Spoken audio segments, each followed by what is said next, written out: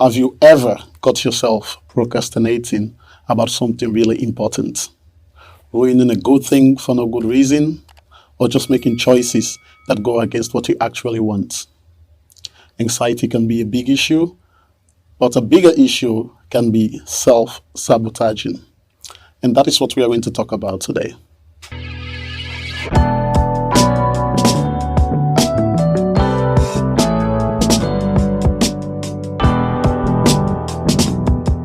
Why do we self-sabotage?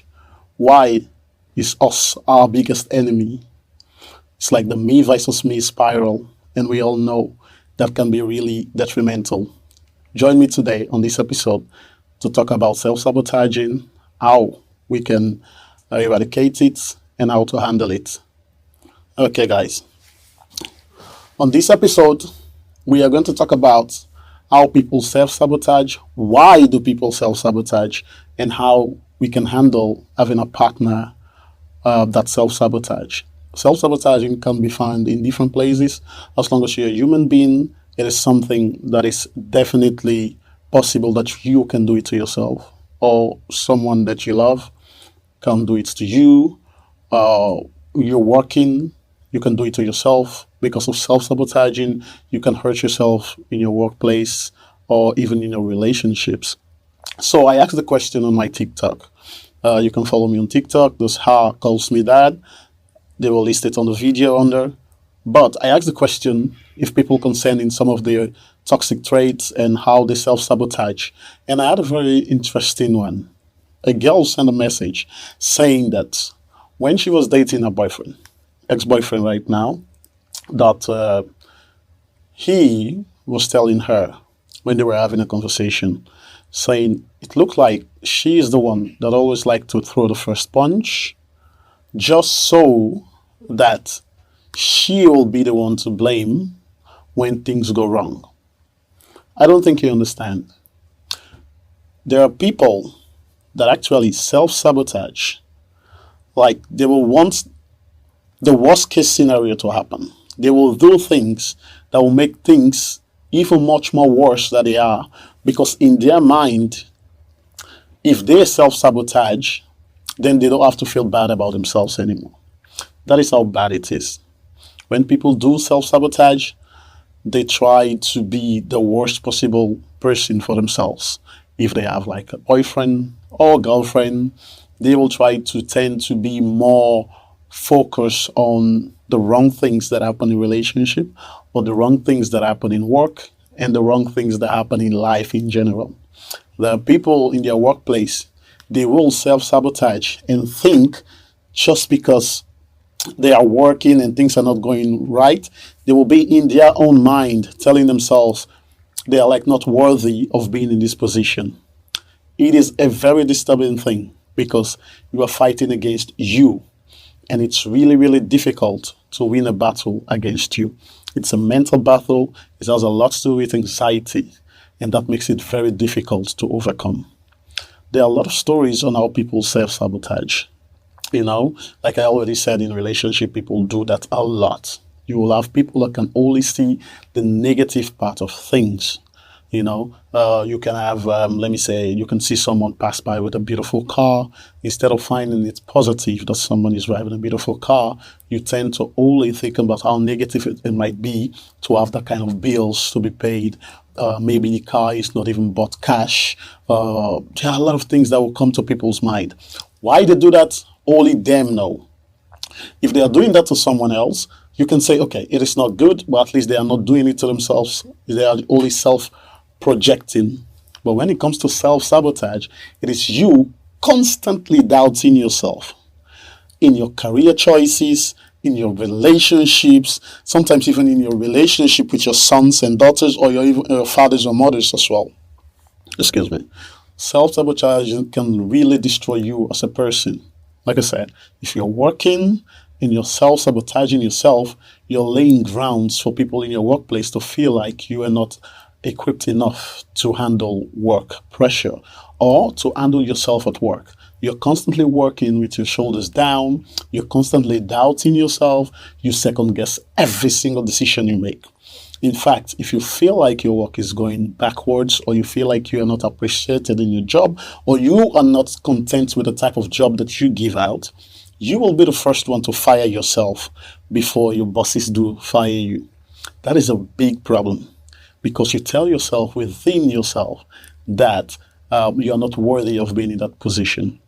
That is crazy. Just imagine you telling yourself you're not worthy to be in a position. That is a very bad mindset to have. So, but how do we navigate around thinking like that? This is something that people need to know how to do, which is to be self-aware. When you're self-aware, you tend to understand how you think, how you act, and how you react.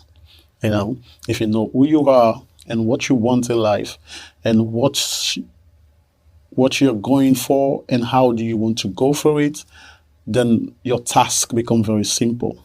You become very level-headed, very focused, and you know exactly if you ever come around tributes and tribulations, if you ever come about a lot of things that are not going your way, you're not going to take them too personal and start questioning yourself and your every move. It makes it very difficult to move forward. That is why it's very good to be self-aware. When you're self-aware, you know how to navigate around things like this. That is just one. And secondly, you need to know who you are as a person, but also be open to ask questions to people. For instance, if you're dating someone and whenever they do something very wrong in your mind, because people that do self-sabotage, they can play up a scenario in their head for the littlest of things. The next thing you know, they are thinking like it's this big deal. I'm not trying to downplay anything that someone do to someone, but there are certain things that they tend to overthink. It's a lot of anxiety, and they make scenarios really big in their mind instead of just coming to the person and ask them what they really think about it and why they do certain things that they did. You know, so like I said, ask the questions if you're feeling something, especially in the case where whether it's in your workplace or in your relationships. You can literally ask your partner, "Hey, darling, what do you mean by this and this and this?" You know, then you've already given the person the chance to actually explain what they meant by what they said, instead of just going around playing it all in your head, thinking that what they meant by saying what they said is 10 times more than what they actually meant. Now you're playing the scenario, you already build an entire conversation in your mind, and it makes it very difficult for people to not only love you, but to actually be around you and find it enjoyable. And because dating someone or working with someone that is constantly questioning their moves, that is constantly questioning every move of someone, that is constantly seeing the negativity of things, makes it extremely difficult to be around. Whether it's your coworkers that are working with you, just imagine coming into the office. You have someone that constantly questions your work. Not in the sense of saying, I'm going to question my work because I want to become better, but in the sense of I'm questioning this work because I'm constantly doubting myself and I don't feel like I have the audacity in me for me to be this brilliant or for me to know this particular thing that I'm doing. Because if you're self-aware and you actually trust in yourself that you know you are capable of doing what you're hired to do, you're not going to second guessing yourself all the time. It is perfectly fine for someone to second guess themselves. There is absolutely no problem with that. But if you constantly live in a constant state of doubt, then there is no way out for you. It's impossible. You definitely have to do something about it. That brought me to my third point, which is seek therapy. I understand that in the African community or in the diaspora at large, therapy is something that is hardly spoken of. But therapy do help. We grew up in homes with a lot of baggages. We come out from countries where we brought a lot of things with us mentally, the way that we were brought up. In most cases, it's like we're not learned to be assertive and actually express how we feel about stuff. And that is something that tends to develop and tends to stack up as we grow older. You know, I just had a beautiful conversation with someone on another episode where we talk about assertivity and how to stand firm for yourself and how to be loud and to be proud and to stand tall when you're in a room to make sure your presence is felt. That is something that can be coached. That is something that can be, there's no one is too late for that. You can literally ask for help from professionals and they will show you how to carry yourself, how to read situations, and how to understand that not everything is so personal.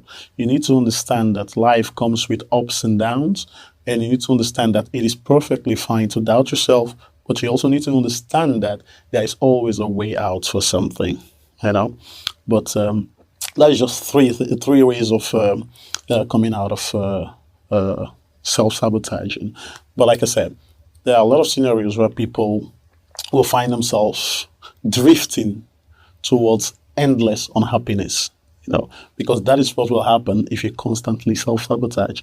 You will constantly find yourself in the states of unhappiness, because if you're constantly chasing things that will make you feel better and you're only seeing the negativity on what you already have, then you will never be content. There are a lot of people that, let me say, they are constantly seeing only the negative part of things when it comes to their own life. For instance, as human beings, we are hardly content. It is crazy. I don't know how, I don't know why, but we tend to run after things that we don't have and forget about the things that we already do have. We don't want to be thankful of the things that we have. Sometimes if we just take a break, just step on the brake and just thank God for everything that you do have. Or if you don't believe in God, you can just take a pause, turn around, look back on everything that you have, whether it's health, whether it's family, whether it's kids or partners, whether it's a good paying job, and so forth. We have so much things to be thankful for. But for some reason, I don't know why, the more we achieve, the more we tend to want more. And if you are in the constant state of wanting more, you will be in the constant state of unhappiness, because you will always have something that you want. It is impossible to have everything that you want, But if you're constantly feeling like you have not yet achieved enough, why are these things happening to me? Why is everything falling apart? Why does it always happen to me as a person? Is there something wrong with me? My friends are doing well, and you constantly compare yourself to the next person. But I'll come back to the comparison part of it. But I'm telling you, if you're constantly chasing and chasing, you will always find yourself self-sabotaging, which is crazy. So take a moment, pause, and look back on what you have. Be thankful. Be content with what you have. Be considerate. Just relax and understand that life is a marathon and not a sprint. A lot of people have achieved things in their 30s. Some people achieve them in their teens. Some people achieve them in their 50s, 60s. You cannot constantly sabotage yourself and expect things to work out for you. There are people that actually believe if you constantly are in the state of mind where you constantly feel negative or look at life on a negative basis, then bad thing tends to happen. Because the mind only know what you feed the mind. You have to understand that if you constantly feed the mind things saying, oh, no, I'm not worthy, or things are just bad, or all the bad things are happening to me, the mind don't know if you are just saying those things, just being negligent, or that is actually what you feel about yourself. So you're literally training your mind to be negative. And we all know life is like an energy. If you constantly wish negative things on yourself and constantly self-sabotaging, then you will feel like you're constantly attracting bad things to happen to you, because you're only focusing on the things that did not go well for you. But if you're constantly in a positive mind frame or in a positive mindset, you tend to see that a lot of things happen to you positively. Not because it happens positively for you and negatively for someone else, but the one person actually chooses to see the better things that happen for them in life. That is just a secret to life. If someone is self-sabotaging, they're only seeing negativity, while the other person is saying, I understand life is like this. This is crazy. Life sometimes is really crazy. Things are not going my way, but I know tomorrow is another day. I will make it. I'll keep working hard. I believe in my passion. I believe in my spirit. I believe in my goals that I've set for myself, and they keep pushing. You looking at from the outside in will think that that person is just lucky. Things always falls to their lap and everything. No, it's because they are not only working towards the goal that they have, but they're also moving around life with a positive mindset. You cannot be moving around life with a negative mindset and expect something positive to be happening to you. That is crazy. So self-sabotaging is definitely a huge, huge problem if you are constantly in the states of unhappiness. Now, another thing that we definitely need to talk about is people that tends to compare themselves with other people just because they are self-sabotaging. It is crazy because if you constantly compare yourself with something, you will never be happy. My dad told me one day that, I mean, um, nothing is small until you compare it to something. At first, when he says, oh, well, okay, that sounds like a cliche. Everyone knows that. But trust me, the older I get, the more I understand what he was saying. We tend to how should I say it? We tend to dim down some of the things that God gave to us. Like you have a particular talent that you have, or there are certain things you came into some money, or you have health, for instance. Health, people tend to neglect. People don't even consider health as something that's a blessing. For some reason, I don't know why. Just because you don't have money, we are running after life and everything, you tend to underestimate how amazing it is for you to get up out of bed, physically okay, take a shower, eat your food, and go out there and hustle. Even if you do not achieve anything, just having the physical ability and the ableness to get up from bed, go out there, look for something, and then come back healthy. People underestimate how blissful they are with that one until you talk to someone that is lying in an hospital for years and years. They can't move. They will exchange their entire life just to have one day of your movement. So it depends on how you look at life. So when my dad told me that, I was like, nah, it's not that deep. But you tend to see people get more unhappy when they start comparing themselves. You have brand new shoes, and all of a sudden you feel like, but I only have Jordan 1. My friend had like Jordan 4, and they have like 4 new kicks. And then you're like, well, what is the problem? You can't be content with you having your shoe or whatever. Or something like a wedding. Someone did a wedding that was really elaborate, beautiful wedding. Instead of to be very happy for the person or whatever, when it's your time to shine, and you can only afford to do a certain type of wedding that is not that elaborate. Instead of you to cut your coat according to your size, you start comparing your life to that of the person that actually achieved so much by doing a lot. If you continue to do that, you will constantly feel like you are not achieving anything. Even if people outside are seeing that you are achieving things. But you're constantly in the state of unhappiness and self-sabotaging because you're constantly comparing yourself. That goes even to your relationship. And this is something that I have to do a lot with women as well, because women tends to be, no point intended, but easily influenced when it comes to social media and stuff.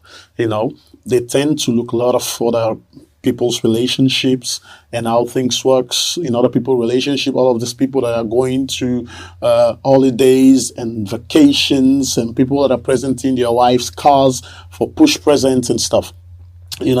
Now you have a boyfriend and he's doing very well. He's doing extremely well. And for some reason, you start comparing him to someone that actually have the luxury to take their wife or their girlfriends to different type of vacations. The next thing you know, that your loving boyfriend or girlfriend that you have that is so supportive of you, that you used to appreciate a lot, all of a sudden now becomes someone that seems to be not enough for you. That is self-sabotaging as well. And to even take it further, if people find themselves in those relationships, They tend to self-sabotage themselves within the relationships for so much that they tend to be the person that did something bad just for the relationship to go astray. So they don't have to feel the guilt of them being the person that everyone will point their hand to. You understand? There are people that will find themselves in a scenario, if everyone thinks that they are the bad person, they will do even more worse things to make sure that the relationship or whatever thing they are doing already finished. So they don't have to live with the burden of being in that state. That takes us back to even working. People will self-sabotage themselves in the workplace. You have people that will be in the workplace talking to their bosses, showing up late, and not taking directions, doing every kind of thing. You're not showing up and not doing your task that is assigned to you. And for some reason, you constantly tell yourself, yeah, but they are looking at me some kind of way. Yeah, but I think they already thought that I'm already a bad person. So why should I do even anything more to show that I'm a good person? So people just tend to do that more and more and more. And that is crazy, you know.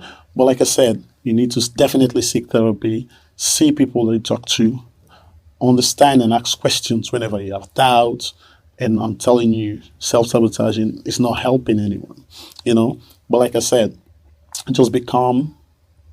You can put it into prayers if you think you're somebody that's spiritual, and because prayer do help, you know. I am religious as well, but prayer definitely do help. One thing about religion that you can definitely talk about is it sells hope, you know.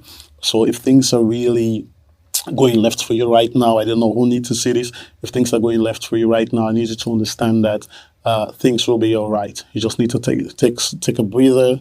If you believe in God, you can pray, because prayer makes you feel at ease. Sometimes you just lock down the entire world. If you're a Muslim, after an ablution, you take your time and pray, and just that 5 minutes of calmness, that 5 minutes of taking yourself out of this world, that 5 minutes of just being in yourself as a being, that can help you in norm, you know. So just take your time, be level-headed, know what you want in life, stop self-sabotaging, and try to be as optimistic as possible. This is it for the episode on Clever Chats today. I hope that I can see you guys on another episode of Clever Chat, on the next episode, where we will discuss more and more things to talk about. I'm really happy that you guys joined me today. I am your host, as always, Amin, and see you on the next one. Bye-bye.